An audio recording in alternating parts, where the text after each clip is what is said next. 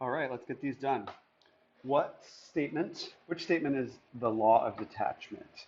Law of detachment takes a true conditional and then tells you that the hypothesis is true. Okay, so uh, if P, then Q is a true statement.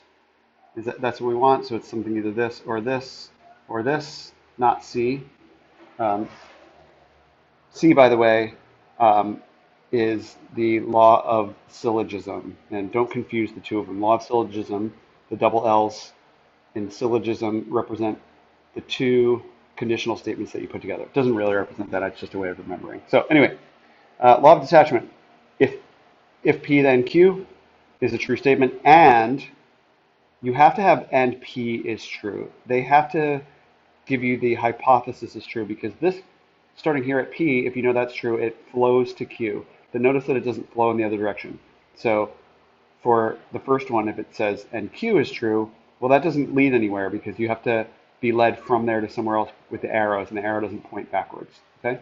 So if P, then Q is true, and then we know that the hypothesis is true, so therefore Q is true. That's the one we're looking for. It's D. Okay? Whoops. Okay. Now, if possible, use the law of detachment to draw a conclusion from the two statements.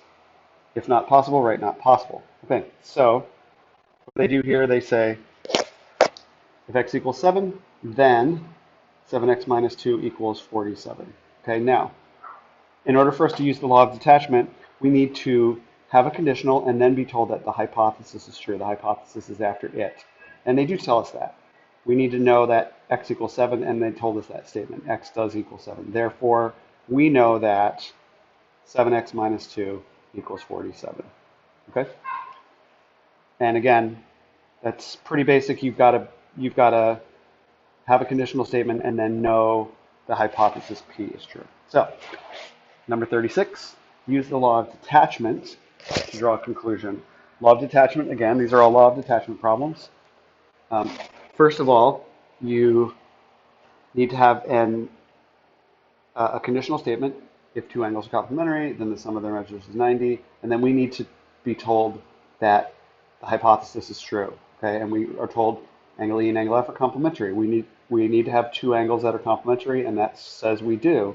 So therefore, we can say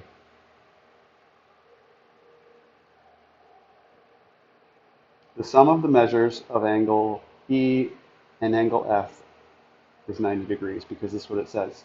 Then the sum of their measures is 90 degrees. So we know that the sum of the measures of these two angles, angle E and angle F, is 90 degrees. I should say 90 degrees. So let me fix that. There you go. Okay.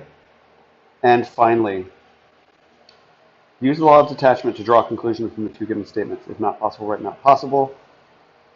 I can go to the concert if I can afford a ticket. This is the one that catches a lot of people. Be careful with this. Notice if it's kind of out of order. It says if, the if part is last.